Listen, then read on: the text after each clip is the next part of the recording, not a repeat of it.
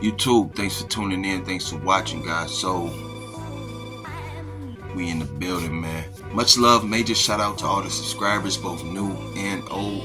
Before we even get into this video, I gotta say much love to y'all. And if it's your first time, I bring you content strictly for the sneaker lovers like myself. Whether it's a new release, something that dropped but it's still some heat, I bring you content strictly for the culture. Speaking of the culture, we gotta have this talk. So a lot of people feel like the sneaker community has died.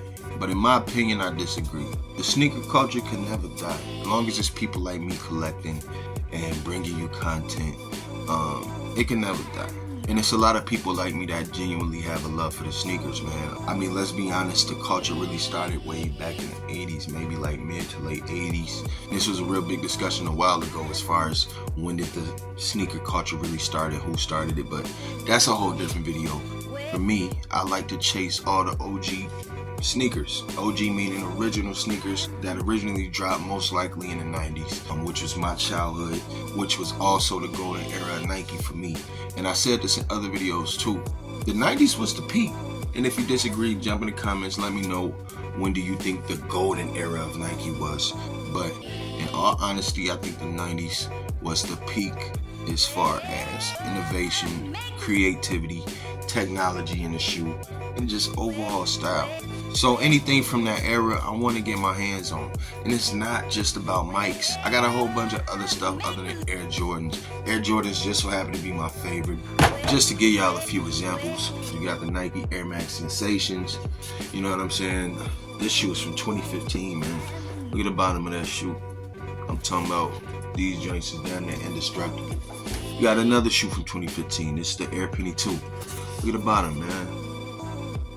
Yeah, bro, like, I'm an OG chaser. I love OG sneakers from the 90s, man. I just did a video on the Air Flight Lights. So it's not all about mics. It's other fire stuff that dropped in the 90s. It's a lot to choose from. The things that I saw as a kid, I want in my collection. Like, my collection ain't supposed to look like your collection.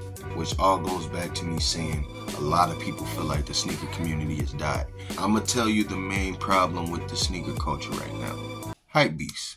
Hypebeasts, aka resellers. I can't knock nobody for getting their money. Reselling 10 years ago isn't what reselling is now. So in all honesty, a lot of these resellers, especially that we see on YouTube, they're just a new form of hypebeast. They tell you what's hot, they tell you what's not hot, what's a quote-unquote brick. The resellers create the hype around these sneakers. And I'm telling you now, OG releases will never be the same anymore. The Black Cement 3 sat in the stores, they sat online. A lot of people was, complaining about quality issues on theirs. This shoe set, an OG release. Now in the early 2000s, between 2000 and 2010, this sneaker was considered a grail in the sneaker community. This sneaker alone, and here we are in 2024, is set. This is part of the reason why OG releases will not be easy no more. And I get it, it's other brands out here, it's other sneakers out here, but for me who love OGs, a sneaker like this, I appreciate it sitting, I appreciate it being easily accessible. However, Nike don't like to see an OG sneaker like this that was once a grail, sitting on shelves and going to outlet. It wasn't appreciated. It wasn't appreciated. So I guarantee you the next time this sneaker released, it'll be so limited, and they probably won't release this for a while now just because it's set like it did. Another shoe that's set, another shoe that was disrespected. The Legend Blue 11s, man.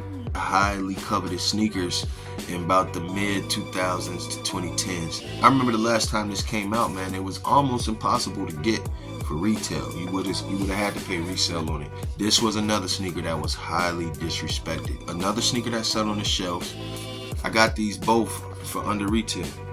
Two OG sneakers, like I say, if you was paying attention to the sneaker community back in the day, it was almost impossible to get. And a lot of people don't know, back in the day, in order to have easy access to these OG sneakers, you had to have like a Jordan membership, like, you know, your mom had to, your parents had to be plugged in, like on a Jordan membership, or you had to know somebody at the mom and pop shop or whatever, or get lucky and get it at the store. But, you know, people used to be lined up around the corner for these sneakers. Who would have thought in 2024 that these two sneakers would have been sitting on the shelf? You know what I'm saying? I was able to get both of these for under retail. This shoe right here, was the last OG release that we probably would get for a long time. That was easy to get. I'm still seeing this sneaker sit in the stores. Once again, another OG colorway. A black toe Air Jordan 1. Has so much hype around it back in like 2016. And like I said, who would have thought in 2025 these joints would be sitting? So here it is, you got 3 OG colorways that's set in stores. Now don't get me wrong, eventually they did sell out. Eventually people did get their pair.